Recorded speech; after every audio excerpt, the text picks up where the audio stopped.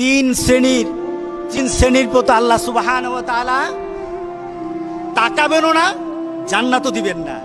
আচ্ছা, আল্লাহ যদি না তাকায় আমাদের আর কোনো জীবনের দাম আছে?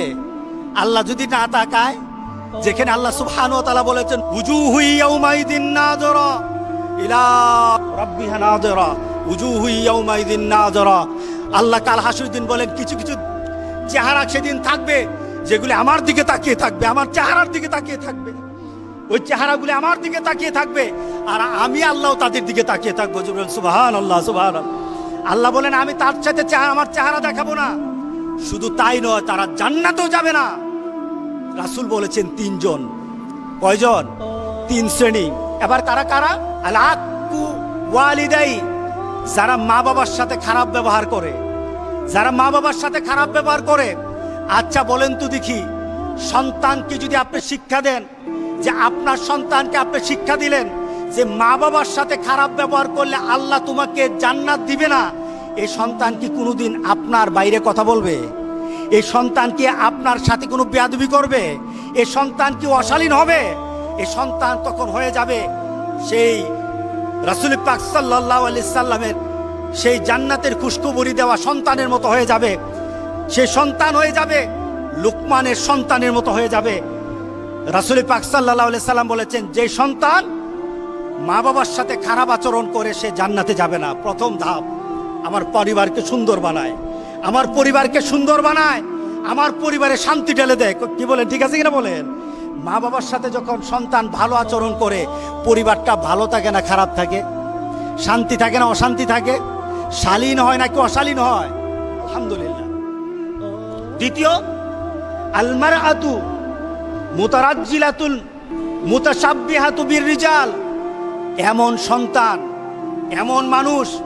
এমন মানুষ যখন পুরুষের অনুসারী হয়, পুরুষের অনুসরণকারী হয়, অর্থাৎ পুরুষালী পোশাক যখন মহিলারা পরবে। আজকে আছে কিনা বলেন? আগে প্যান্ট শার্ট পরা হয়তো কিছু বাংলাদেশের কিছু ধনাঢ্য পরিবারের ললনাদেরকে দেখা যেত, ললনা এদেরকে দেখা যেত, এরা প্যান্ট শার্ট পরে তাদের বাড়ি থেকে বের হয়, গাড়ি নিয়ে বের হয়। এছাড়া সমাজের মধ্যবিত্ত আর ইসলাম প্রিয় মানুষের কোনো সন্তান প্যান্ট শার্ট পরতো না, কোনো মেয়ে। কথা ঠিক আছে কিনা বলেন? এখন তো অবস্থা এরকম হয়ে গেছে, আমাদের মেয়েরা, গ্রামের মেয়েরা পর্যন্ত প্যান্ট শার্ট পরে এখন বাজারে আসে। এটা এখন বেশি কিছু এখন লজ্জার বিষয় না, এটা অরো হয়ে গেছে। কি বলেন, হয়ে গেছে না? চতুর্দিকে এখন দেখা গেছে। রাসূল পাক সাল্লাল্লাহু আলাইহি সাল্লাম বলেছেন, যখন তোমার মেয়েগুলি ছেলেদের পোশাক পরবে তখন তুমি ধরে নিও তার জন্য আল্লাহ সুবহানাহু ওয়া তাআলা জান্নাতটা বন্ধ করে দিবেন আর আল্লাহ তার দিকে তাকাবেন না।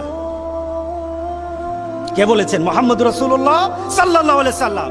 তৃতীয়ত, রাসূল পাক সাল্লাল্লাহু আলাইহি সাল্লাম যার কথা বলেছেন দায়ুসকে এমন পিতা, পরিবারের এমন মা, তার পরিবারে তার সন্তান দিন মানে না।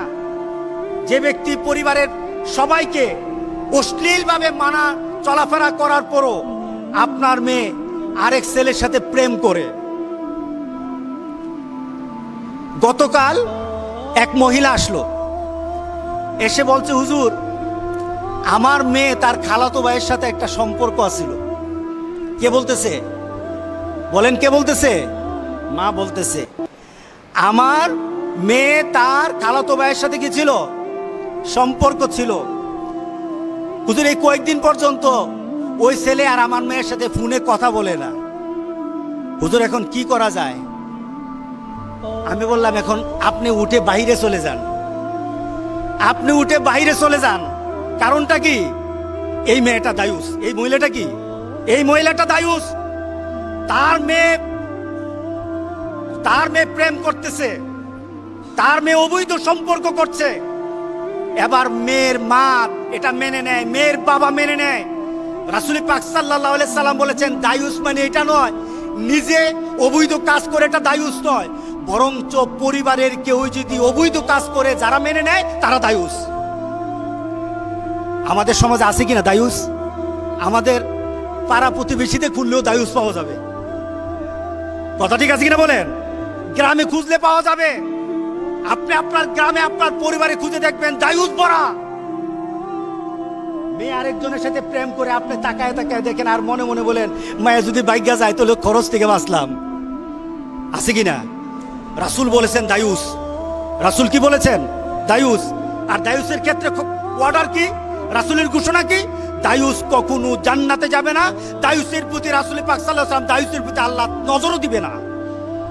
আপনি হজ করেন, 5 ওয়াক্ত নামাজ পড়েন, যাকাত দেন, আপনি ভালো মানুষ হন, কিন্তু জান্নাতে ঢুকতে পারবেন না। কারণ আপনি কি বলেন? দায়ুস। আপনি দায়ুস। সুতরাং আমাদের সমাজে এখন আমাদেরকে দায়ুস বানানোর